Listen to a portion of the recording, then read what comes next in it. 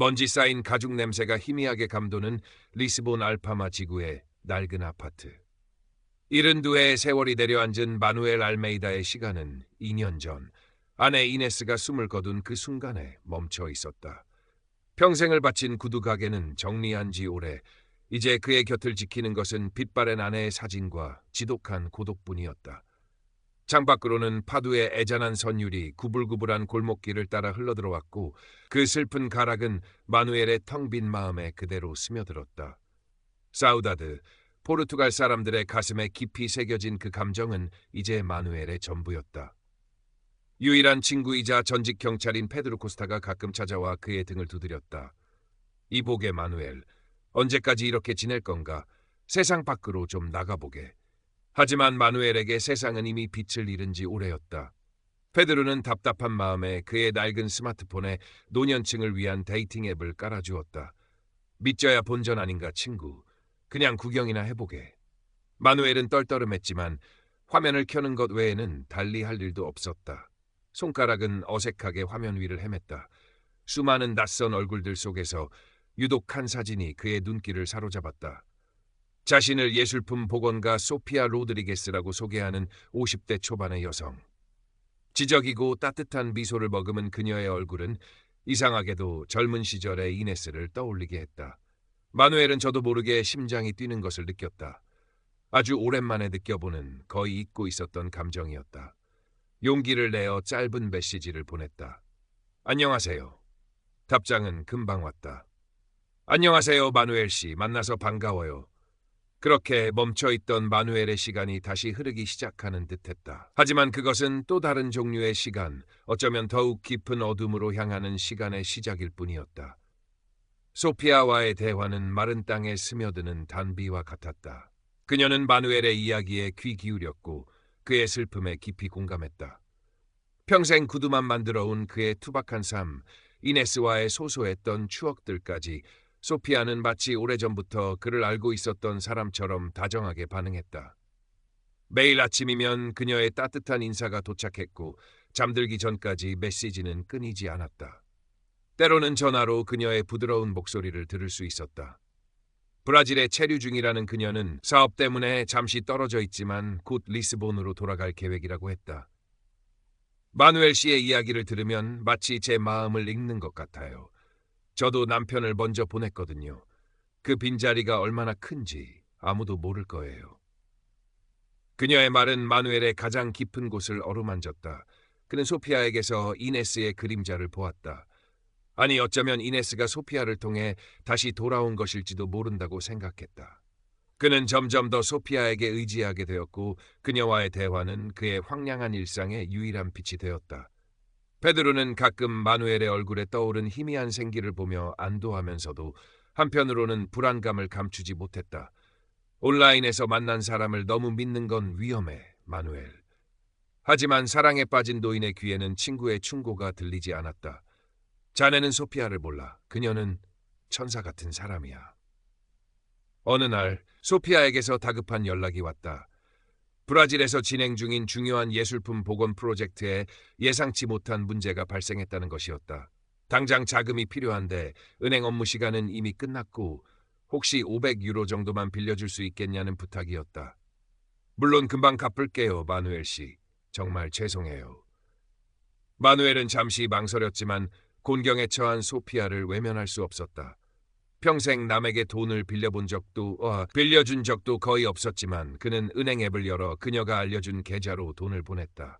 이 정도는 괜찮겠지. 소피아는 눈물로 감사 인사를 전했고 마누엘은 오히려 그녀를 도울 수 있다는 사실에 뿌듯함을 느꼈다. 그것이 앞으로 닥쳐올 거대한 비극의 작은 시작임을 알지 못한 채 첫 번째 송금 이후 소피아의 곤경은 꼬리를 물고 이어졌다.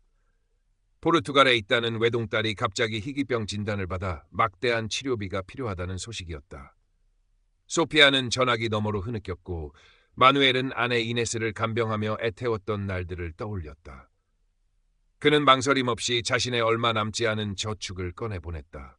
딸을 위해서라면 뭐든 해야지. 그의 통장 잔고는 눈에 띄게 줄어들었다. 페드로는 마누엘의 수척해진 얼굴과 불안한 눈빛에서 심상치 않은 김새를 느꼈다. 마누엘, 요즘 무슨 일 있나? 안색이 안 좋아. 마누엘은 얼버무렸지만 페드로는 그의 스마트폰 사용 시간이 부쩍 늘어난 것과 은행에 다녀오는 횟수가 잦아진 것을 놓치지 않았다. 혹시 그 여자 때문인가? 돈이라도 보낸 건 아니겠지? 마누엘은 버럭 화를 냈다. 자네가 뭘 안다고 함부로 말하나. 소피아는 그런 사람이 아니야.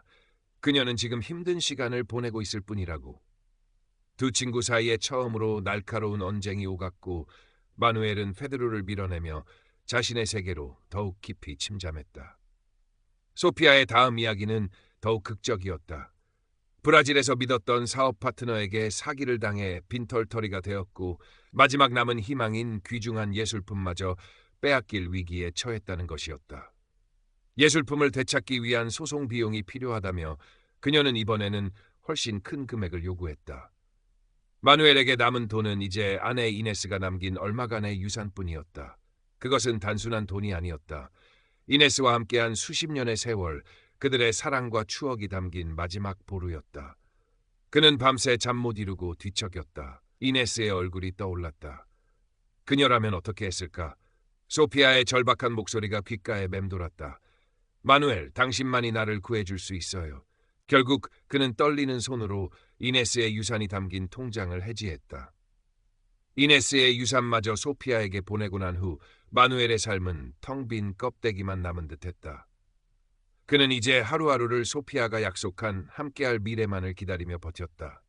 소피아는 모든 문제가 거의 해결되었으며 마지막으로 큰 자금만 마련하면 모든 빚을 청산하고 꿈에 그리던 리스본으로 돌아갈 수 있다고 했다. 그녀는 마누엘과 함께 알파마 언덕의 작은 집에서 여생을 보내고 싶다고, 그의 구두 만드는 모습을 옆에서 지켜보고 싶다고 속삭였다. 그 달콤한 말들은 마누엘에게 마지막 남은 이성마저 마비시키는 마법과 같았다. 마누엘, 우리의 미래를 위해 딱 한 번만 더 도와주세요. 당신의 집, 그 집을 담보로 대출을 받을 수 있다면 모든 것이 해결돼요. 그러면 우리는 영원히 함께해요. 소피아는 전화기 너머에서 애절하게 흐느꼈다. 마누엘의 심장은 돌덩이처럼 무겁게 가라앉았다. 이 집은 단순한 건물이 아니었다. 이네스와의 첫날 밤 함께 웃고 울었던 수많은 날들, 그녀의 마지막 숨결이 머문 곳이었다. 집을 담보로 잡히는 것은 이네스와의 추억마저 저당 잡히는 것과 같았다. 하지만 소피아 없는 삶은 이제 상상할 수도 없었다. 그녀가 없는 리스본은 다시 잿빛으로 돌아갈 터였다. 그는 며칠 밤낮을 고민했다. 낡은 벽에 걸린 이네스의 사진 속 미소는 그에게 아무런 답도 주지 않았다. 결국 그는 소피아가 그려주는 환상 속 미래를 선택했다. 은행 문턱은 높고 낯설었지만 그는 떨리는 손으로 서류에 서명했다. 아내와의 추억이 깃든 집은 차가운 숫자가 되어 그의 통장에 찍혔고 그 돈은 곧바로 소피아가 알려준 해외 계좌로 사라졌다. 이것이 마지막 투자라고, 행복으로 가는 마지막 관문이라고 그는 스스로를 필사적으로 합리화했다. 이제 모든 것을 걸었다. 돌아갈 곳은 없었다. Current part, Characters, Sun 사프렉사시디, Total Characters, 오픈 펠펠르 칙시지 7. 거액의 돈이 소피아의 계좌로 넘어간 그날 이후 마법은 거짓말처럼 풀리기 시작했다. 매일같이 울리던 마누엘의 스마트폰은 점점 더 조용해졌다. 소피아는 바쁘다, 몸이 좋지 않다는 짧은 메시지만 남길 뿐 전화를 걸면 받지 않는 일이 잦아졌다. 마누엘의 마음속에 불안의 그림자가 스멀스멀 피어올랐지만 그는 애써 외면했다. 곧 돌아올 거야. 약속했으니까. 드디어 소피아가 리스본으로 돌아오기로 약속한 날, 마누엘은 새벽부터 일어나 가장 좋은 양복을 꺼내 입었다. 몇 년 만에 구두에 정성껏 광을 내고 떨리는 마음으로 리스본 공항으로 향했다. 도착 게이트 앞 그는 꽃다발 대신 이네스가 좋아했던 작은 로즈마리 화분을 들고 하염없이 그녀를 기다렸다. 비행기가 도착하고 사람들이 쏟아져 나왔지만 그 어디에도 소피아의 모습은 보이지 않았다. 1시간, 2시간, 시간은 속절없이 흘렀고 공항은 텅 비어갔다. 마누엘은 멍하니 벤치에 앉아 있었다. 전화를 걸었지만 신호음만 반복될 뿐이었다. 메시지를 보내도 답장은 없었다. 그제야 깨달았다. 뭔가 아주 크게 잘못되었다는 것을. 하지만 머리는 현실을 받아들이기를 거부했다. 무슨 일이 생긴 걸 거야. 사고라도 났나? 그는 애써 다른 가능성을 떠올리려 했지만 심장 깊은 곳에선 차갑고 단단한 진실의 조각이 그의 숨통을 조여오고 있었다. 온몸에 힘이 빠져나갔다. 로즈마리 화분을 떨어뜨렸지만 주울 기력조차 없었다. 그는 비틀거리며 공항을 나섰다. 리스본의 햇살은 그 어느 때보다 눈부셨지만 마누엘의 세상은 이미 캄캄한 어둠 속으로 가라앉고 있었다. 집으로 돌아가는 발걸음은 천근만근 무거웠다. 이제 그에게 남은 것은 텅 빈 집과 감당할 수 없는 빚, 그리고 산산조각 난 마음뿐이었다. Current part characters 1305, total characters 7225. 며칠을 뜬 눈으로 지새운 마누엘은 결국 페드루를 찾아갔다. 초췌한 몰골, 행설수설하는 그의 이야기를 듣는 페드루의 얼굴은 분노와 안타까움으로 일그러졌다. 이런 멍청한... 내가 그렇게 경고했건만. 페드루는 마누엘을 거세게 몰아붙였지만 친구의 처참한 모습에 이내 말을 잃었다. 그는 마누엘을 자신의 작은 탐정 사무실로 데려갔다. 벽에는 리스본 지도가 걸려 있었고 책상 위에는 해결되지 못한 사건 파일들이 쌓여 있었다. 페드루는 전직 경찰의 경험을 살려 즉시 조사에 착수했다. 마누엘에게서 소피아와의 모든 대화 기록, 송금 내역, 그녀가 알려준 신상 정보 등을 넘겨받았다. 결과는 참담했다. 소피아 로드리게스라는 이름, 예술품 복원가라는 직업, 브라질에서의 사업, 아픈 딸 이야기, 모든 것이 거짓이었다. 그녀가 보낸 사진들은 인터넷에서 도용한 것이었고 심지어 일부는 이미 사망한 무명 배우의 것이었다. 마누엘이 소피아라고 믿었던 존재는 처음부터 실체가 없는 유령이었다. 자금 추적은 더욱 절망적이었다. 마누엘이 보낸 돈은 여러 개의 유령 계좌와 해외 중개인을 거쳐 복잡하게 세탁되었고 최종적으로는 추적이 거의 불가능한 암호화폐 지갑 등으로 흘러들어간 정황이 포착되었다. IP 주소는 여러 국가를 경유하도록 조작되어 실제 발신지를 특정하기 어려웠지만 일부 단서가 동유럽의 한 국가와 나이지리아를 가리키고 있었다. 페드루는 이것이 단순한 개인 사기가 아니라 국경을 넘나드는 전문적인 사기 조직의 소행일 가능성이 높다고 판단했다. 페드로는 차마 마누엘에게 모든 진실을 한꺼번에 전할 수 없었다. 그는 조심스럽게 하나씩 증거를 보여주며 마누엘이 스스로 현실을 받아들이도록 도왔다. 사진 속 여인이 다른 사람이라는 것, 그녀가 말한 이야기들이 거짓이라는 것을 확인시켜 주었다. 마누엘은 망연자실한 표정으로 화면을 응시했다. 그의 눈동자는 초점을 잃고 흔들렸다. 자신이 사랑했던 여인, 자신의 모든 것을 바쳤던 존재가 한낱 신기루에 불과했다는 사실을 그는 어떻게 받아들여야 할까? 모든 것이 사기였음을 깨달은 순간 마누엘의 세상은 완전히 무너져 내렸다. 그는 단순히 돈을 잃은 것이 아니었다. 평생 쌓아온 신뢰, 인간에 대한 믿음, 그리고 마지막 남은 삶의 희망까지 송두리째 빼앗겼다. 가장 고통스러운 것은 자신의 어리석음에 대한 자책과 이네스에 대한 죄책감이었다. 그녀와의 추억이 깃든 집, 그녀가 남긴 마지막 유산까지 자신의 헛된 욕망 때문에 날려버렸다는 사실이 그를 끊임없이 괴롭혔다. 그는 집안에 틀어박혀 외부와의 모든 접촉을 끊었다. 전화벨이 울려도 받지 않았고 페드로가 찾아와 문을 두드려도 열어주지 않았다. 끼니를 거르는 날이 많아졌고 밤에는 독한 술에 의지해 잠을 청했다. 텅 빈 집안에는 술병과 담배꽁초만 늘어갔다. 거울에 비친 자신의 모습은 낯설고 혐오스러웠다. 깊게 팬 주름, 경한 눈, 며칠 동안 깎지 않아 덥수룩한 수염. 그는 거울을 향해 주먹을 날렸다.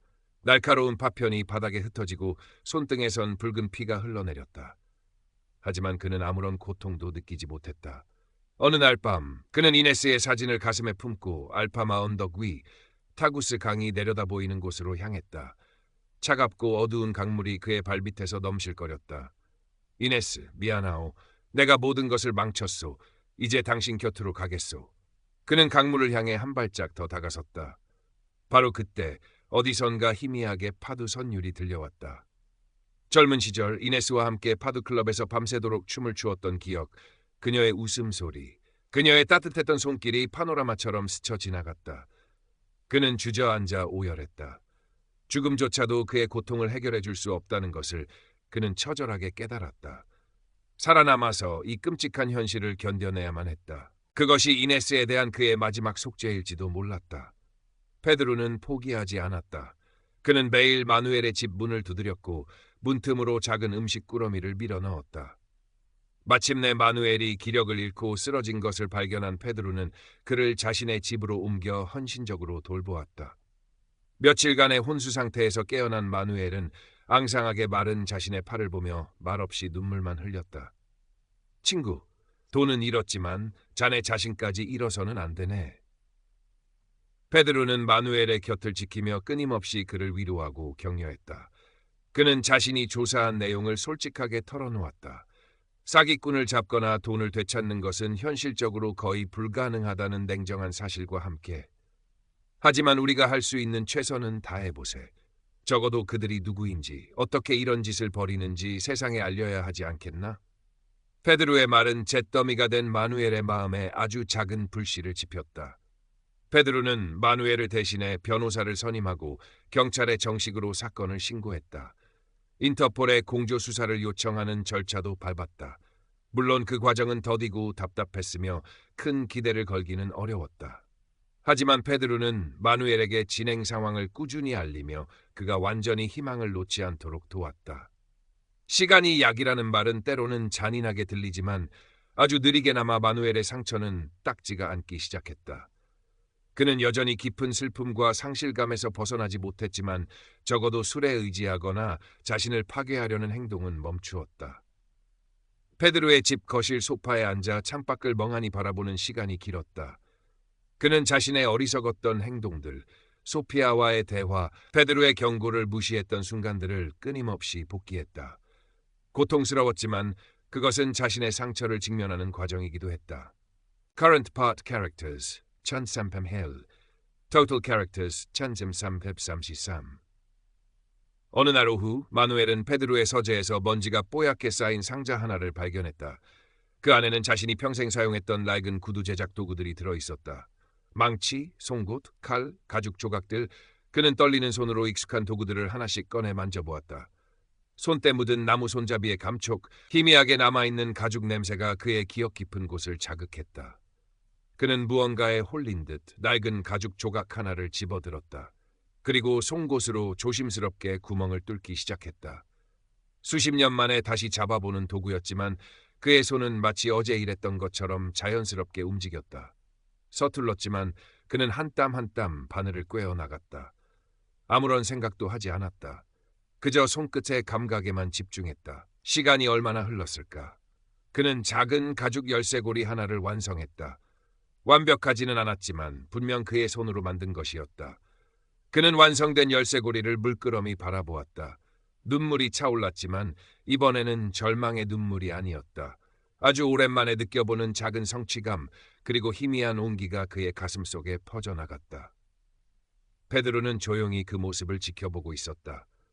그는 아무 말도 하지 않았지만 그의 눈에는 따뜻한 안도감이 서려 있었다. 마누엘이 다시 망치를 잡을 수 있을지는 알 수 없었다. 그가 잃어버린 모든 것을 되찾을 수도 없을 것이다. 하지만 중요한 것은 그가 다시 무언가를 만들어내기 시작했다는 사실이었다.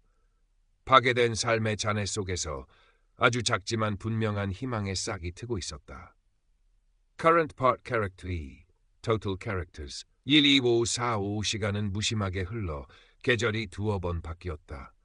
마누엘은 페드로의 집을 나와 다시 알파마의 낡은 아파트로 돌아왔다. 집은 여전히 비어 있었고 이네스의 부재는 선명했지만 이전과 같은 절망적인 공기는 아니었다. 그는 담보로 잡힌 집을 지키기 위해 변호사와 상담하며 법적인 절차를 밟기 시작했다. 결과는 불투명했지만 그는 더 이상 무기력하게 주저앉아 있지만은 않았다. 사기 사건에 대한 국제 공조 수사는 지지부진했다. 페드로는 가끔 새로운 소식이 없는지 확인했지만 대부분은 실망스러운 답변뿐이었다. 사기 조직은 이미 자취를 감춘 뒤였고 마누엘이 잃어버린 돈은 찾을 길이 요원했다. 마누엘은 이제 돈을 되찾는 것에 대한 기대를 접었다. 대신 그는 자신의 경험을 어떻게든 의미 있는 것으로 만들고 싶었다. 어느 날 그는 동네 작은 인쇄소에서 작은 전단지 몇 장을 인쇄했다. 거기에는 온라인의 낯선 친절을 경계하세요라는 제목과 함께 로맨스 스캠의 일반적인 수법과 예방법이 간략하게 적혀 있었다. 익명으로 작성된 글이었지만 그것은 마누엘 자신의 피 맺힌 경험에서 우러나온 경고였다. 그는 주말 오후 알파마 지구의 작은 광장 벤치에 앉아 지나가는 노인들에게 조심스럽게 전단지를 건넸다. 어떤 이는 무시하고 지나갔고 어떤 이는 의심스러운 눈초리로 받아들였지만 몇몇은 걸음을 멈추고 그의 이야기에 귀를 기울였다. 그의 얼굴에는 여전히 깊은 슬픔의 그늘이 드리워 있었지만 그의 눈빛에는 이전에는 볼 수 없었던 작은 사명감 같은 것이 서려 있었다. 마누엘은 다시 구두 수선을 시작했다. 예전처럼 가게를 열 형편은 되지 못했지만 집 앞 작은 공간에 간이 작업대를 놓고 낡은 구두들을 고쳐주었다.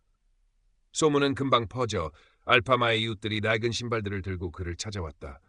그는 많은 돈을 받지 않았다. 그저 닳고 해진 구두에 새 생명을 불어넣는 그 과정 자체가 그에게는 치유였다. 망치 소리가 규칙적으로 울려 퍼지는 동안 그는 잠시나마 고통을 잊을 수 있었다. 베드로는 여전히 그의 곁을 지켰다. 때로는 말없이 옆에 앉아 마누엘이 일하는 모습을 지켜보았고 때로는 함께 타구스 강변을 걸으며 시시콜콜한 이야기를 나누었다.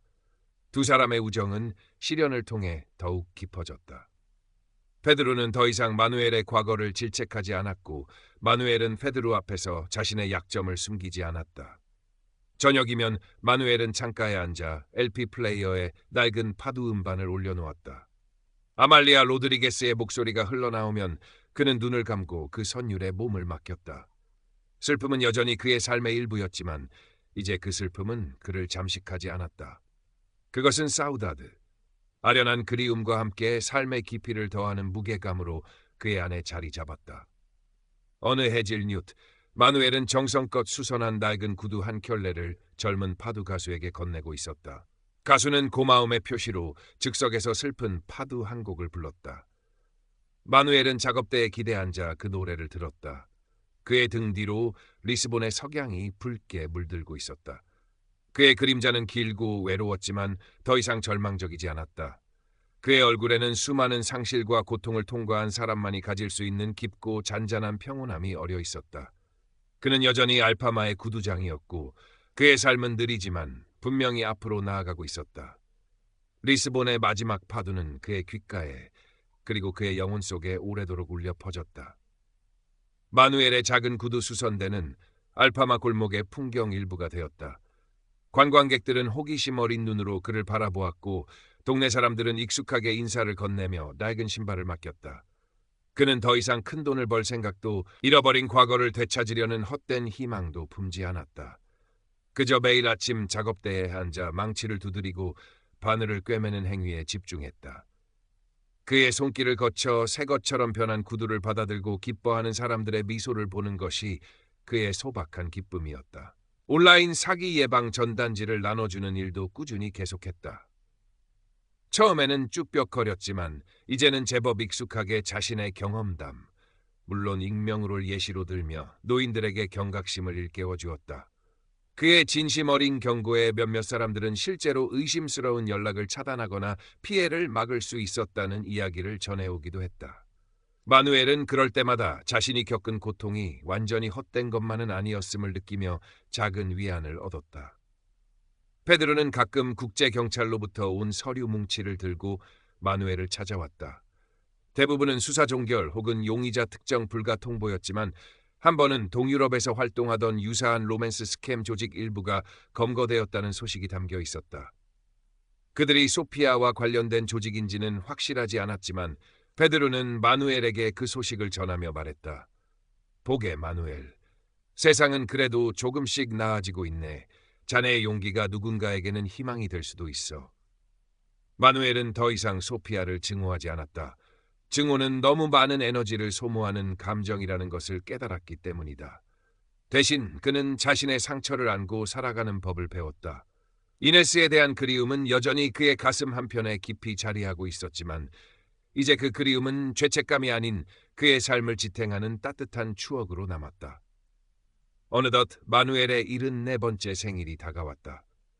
페드로는 작은 케이크와 포트 와인 한 병을 들고 그의 집을 찾았다. 두 노인은 좁은 거실에 마주 앉아 와인잔을 기울였다. 창밖으로는 여전히 파도가 흘렀고 알파마의 밤은 깊어가고 있었다. 마누엘, 이제 정말 괜찮은 건가? 페드로가 조심스럽게 물었다. 마누엘은 희미하게 미소 지으며 고개를 끄덕였다. 괜찮다는 게 뭔지는 잘 모르겠네. 하지만 살아있네. 그리고 내일도 구두를 고칠 걸세. 그의 목소리는 담담했지만 그 안에는 지난 몇 년간의 고통과 성찰을 통해 얻은 단단함이 묻어났다. 그는 모든 것을 잃었지만 역설적으로 가장 중요한 것을 되찾았는지도 몰랐다. 그것은 바로 자기 자신이었다. 페드로는 더 이상 묻지 않았다. 그는 친구의 눈빛에서 그가 걸어온 길고 외로운 여정과 그 끝에서 발견한 작은 평화를 읽을 수 있었다. 두 사람은 말없이 와인을 마셨다. 오랜 우정이 만들어내는 편안한 침묵 속에서 마누엘은 문득 작업대 위에 놓인 낡은 가죽 조각을 바라보았다. 저 가죽으로 무엇을 만들 수 있을까? 어쩌면 이네스가 좋아했던 작은 들꽃 모양의 브로치를 만들 수도 있겠지. 그는 내일 할 일을 생각하며 조용히 미소 지었다. 밤이 깊어 페드로가 돌아가고 마누엘은 홀로 남아 LP판을 갈아 끼웠다. 이번에는 아말리아 로드리게스가 아닌 젊은 시절 이네스와 함께 춤을 추었던 경쾌한 파두곡이었다. 그는 일어나 창가로 다가가 밖을 내다보았다. 멀리 타구스 강의 검은 물결 위로 달빛이 부서지고 있었다. 그의 마음속에도 작은 등불 하나가 켜진 듯했다. 그 불빛은 과거의 상처를 완전히 지울 순 없겠지만 앞으로 나아갈 길을 희미하게나마 비춰주고 있었다. 리스본의 밤은 깊고 고요했고 마누엘 알메이다의 시간은 다시 아주 천천히 흐르기 시작했다. 그의 마지막 파도는 끝나지 않았다. 그것은 이제 그의 삶의 배경음악이 되어 슬프지만 아름답게 계속되고 있었다. 마누엘의 이야기는 알파마 지구를 넘어 리스본의 다른 지역에도 조금씩 알려지기 시작했다. 처음에는 노인을 상대로 한 로맨스 스캠 피해 사례 정도로 여겨졌지만 그의 회복 과정과 다른 이들을 도우려는 노력은 사람들에게 잔잔한 감동을 주었다. 지역 신문 기자가 그를 찾아와 인터뷰를 요청하기도 했지만 마누엘은 정중히 사양했다. 그는 자신의 이야기가 가십거리로 소비되기를 원치 않았다. 다만 기자가 로맨스 스캠 예방에 대한 기사를 쓴다면 익명으로 정보를 제공하겠다고 약속했다. 그의 작은 구두 수선대는 여전히 그 자리에 있었다. 이제는 단순히 낡은 신발을 고치는 곳이 아니라 외로운 노인들이 잠시 쉬어가며 이야기를 나누는 사랑방 같은 역할도 하게 되었다. 마누엘은 묵묵히 구두를 수선하며 그들의 이야기에 귀 기울였고 때로는 자신의 경험을 빗대어 조심스러운 조언을 건네기도 했다. 그의 말에는 어떤 꾸짖음이나 동정도 없었다. 그저 같은 시대를 살아가는 노인으로서의 공감과 연대가 담겨 있을 뿐이었다. 페드로는 가끔 마누엘의 상담 활동을 보며 짓궂게 돌렸다. 이보게 마누엘, 아예 상담소를 차리는 게 어떤가? 알파마에 현잔하셨네. 마누엘은 그저 웃으며 망치질을 계속할 뿐이었다. 그는 자신이 특별한 일을 하고 있다고 생각하지 않았다. 그저 자신이 할 수 있는 일을 할 뿐이었다. 어느 날 한 중년 여성이 마누엘을 찾아왔다. 그녀는 얼마 전 홀로 되신 아버지가 온라인에서 만난 여성에게 큰 돈을 송금하려던 것을 간신히 막았다고 했다. 아버지가 마누엘의 전단지를 보고 의심을 품게 되었다는 것이었다. 여성은 눈물을 글썽이며 마누엘의 손을 잡았다. 정말 감사합니다. 선생님 덕분에 저희 아버지가 모든 것을 잃는 것을 막을 수 있었어요. 마누엘은 어색하게 손을 빼며 말했다. 내가 한 일은 아무것도 없소. 아버님께서 현명하셨던 거지. 하지만 그의 마음속에는 따뜻한 무언가가 차오르는 것을 느꼈다. 자신의 고통이 누군가에게는 예방주사가 될 수 있다는 사실이 그에게 큰 의미로 다가왔다. 마누엘은 예전처럼 매일 아침 일찍 일어나 하루를 시작했다. 다만 이제 그의 아침에는 새로운 습관이 하나 추가되었다. 그는 동네 카페에 들러 에스프레소 한 잔을 마시며 신문을 읽었다. 혼자였지만 카페의 웅성거림과 커피 향 속에서 그는 더 이상 외롭지 않았다. 그는 세상과 다시 연결되고 있었다. 작업대 옆 작은 라디오에서는 여전히 파도가 흘러나왔지만 이제는 때때로 경쾌한 포크 음악이나 클래식 음악도 들려왔다. 그의 마음에도 다양한 감정들이 공존하기 시작했다. 슬픔과 그리움은 여전히 존재했지만 그 위에 작은 기쁨, 감사함, 그리고 미래에 대한 조심스러운 기대감 같은 것들이 겹쳐졌다. 그는 가끔 페드로와 함께 리스본 근교의 작은 해변 마을로 당일치기 여행을 떠나기도 했다. 바닷가에 앉아 파도 소리를 듣고 신선한 해산물 요리를 먹으며 두 노인은 젊은 시절을 추억했다. 페드로는 마누엘이 예전의 유머 감각을 되찾은 것을 보며 기뻐했다. 마누엘, 자네 혹시 다시 누군가를 만날 생각은 없나? 페드로가 넌지시 물었다. 마누엘은 잠시 먼 바다를 바라보았다. 그리고는 천천히 고개를 저었다. 아니, 페드루, 내 마음속에는 이미 이네스가 가득 차 있다네. 그리고 이제는 혼자인 것이 익숙해졌어. 외롭지 않다는 뜻은 아니지만 견딜만 하다네. 그의 대답에는 어떤 강요된 체념이 아닌 자신의 삶을 있는 그대로 받아들이는 자의 평온함이 깃들어 있었다. 사기 사건의 상처는 그의 영혼에 깊은 흉터를 남겼지만 그는 그 흉터를 부끄러워하지 않았다. 그것은 그가 겪어낸 시련의 증거이자 그를 더욱 단단하게 만든 흔적이었다. 그는 더 이상 과거에 얽매이지 않았고 불확실한 미래를 두려워하지도 않았다. 그저 오늘, 지금 이 순간에 충실하며 살아갈 뿐이었다. 어느덧 가을이 깊어 리스본의 거리에 낙엽이 뒹굴었다. 알파마 언덕 위 마누엘의 아파트 창문 너머로 보이는 타구스 강은 은빛으로 반짝였다. 마누엘은 작업대 앞에 앉아 마지막 남은 구두 한 켤레의 밑창을 정성껏 다듬고 있었다. 그것은 그가 젊은 시절 이네스에게 처음 선물했던 춤 구두와 비슷한 디자인이었다. 그는 마치 과거의 자신과 대화하듯 조심스럽고 경건하게 망치를 두드렸다. 작업을 마치고 창가에 서서 그는 깊어가는 가을 하늘을 바라보았다. 그의 삶은 파도의 선율처럼 슬픔과 아름다움이 뒤섞여 있었다. 모든 것을 잃었다고 생각했을 때 그는 역설적으로 삶의 진정한 의미를 조금씩 깨달아가고 있었다. 그것은 거창한 성공이나 부가 아니라 일상의 소소한 순간들, 타인과의 작은 연결, 그리고 자기 자신과의 화해 속에 있었다.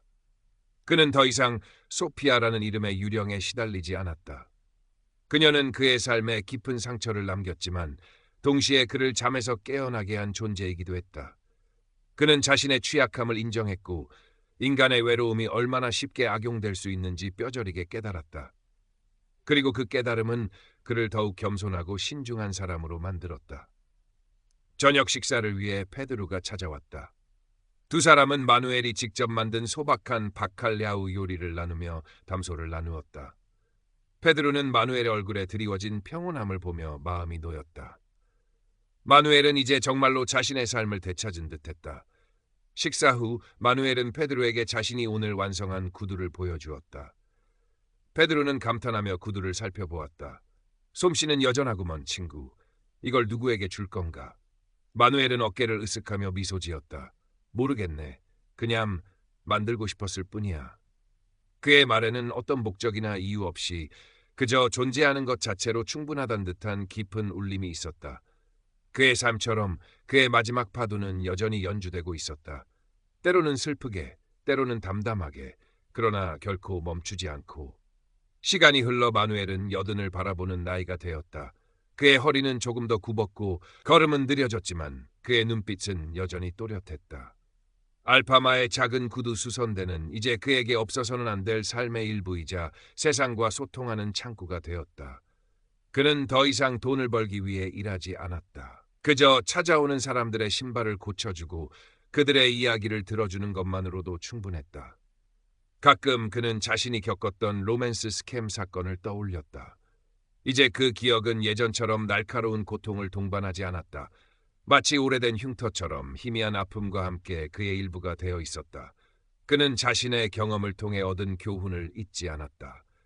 낯선 이의 친절 뒤에 숨겨진 의도를 경계하는 법, 자신의 외로움을 건강하게 다스리는 법, 그리고 무엇보다 중요한 것은 넘어진 자리에서 다시 일어설 수 있다는 믿음이었다. 페드로는 몇 년 전 지병으로 세상을 떠났다. 마누엘은 그의 오랜 친구를 가슴 깊이 애도했지만 슬픔에 잠겨 좌절하지는 않았다. 페드루가 그에게 보여주었던 변함없는 우정과 지지는 그의 남은 삶을 지탱하는 큰 힘이 되었다. 그는 페드루를 기억하며 그가 남긴 따뜻함을 다른 이들에게 나누려 노력했다.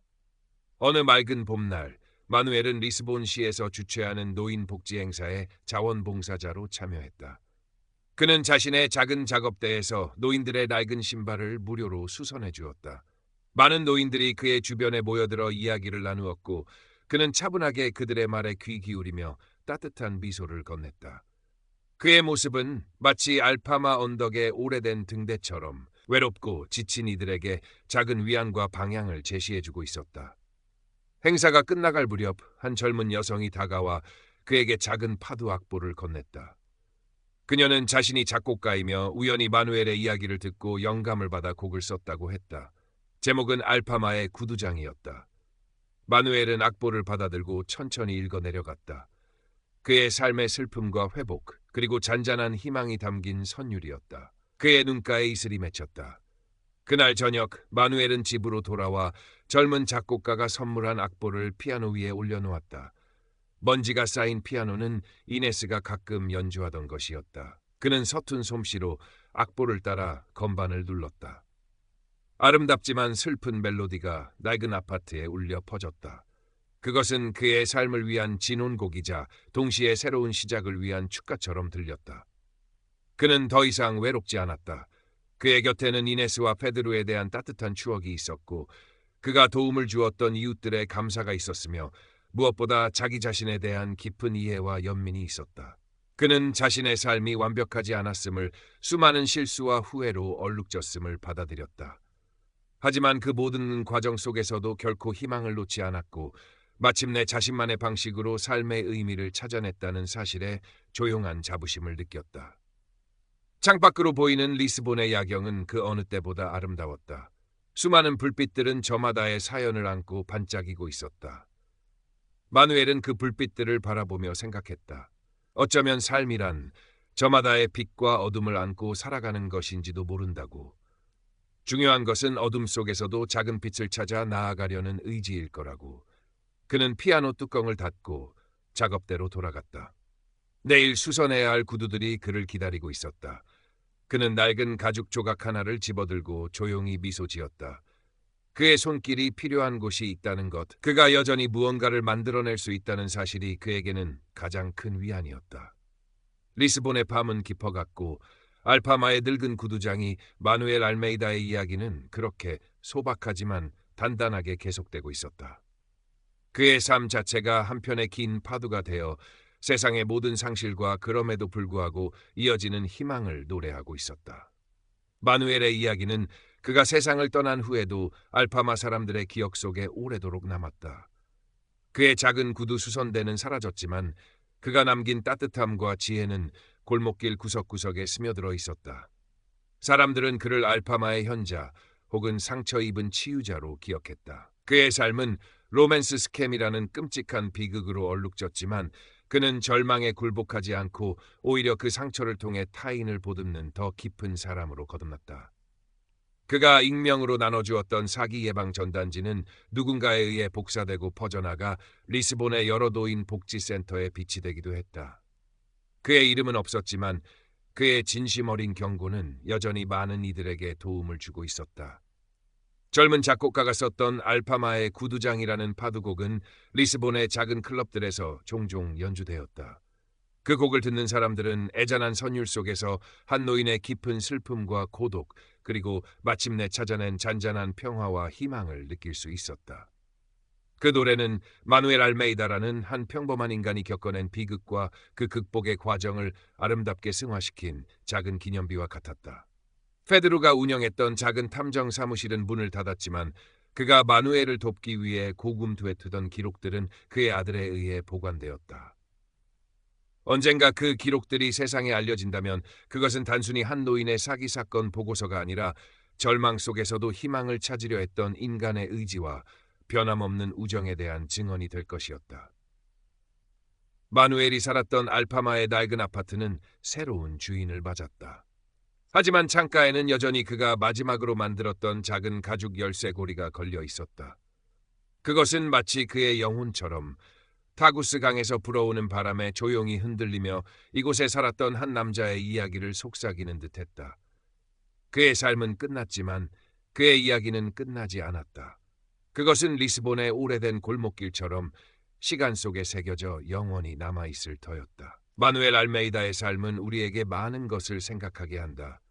현대사회에서 노년의 고독은 얼마나 깊고 취약한가. 보이지 않는 온라인 공간의 달콤한 유혹은 어떻게 한 사람의 삶을 송두리째 파괴할 수 있는가?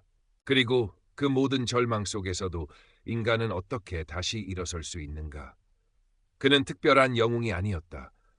평생 성실하게 살아온 소시민이었고 사랑하는 아내를 잃은 슬픔에 잠겨있던 평범한 노인이었다.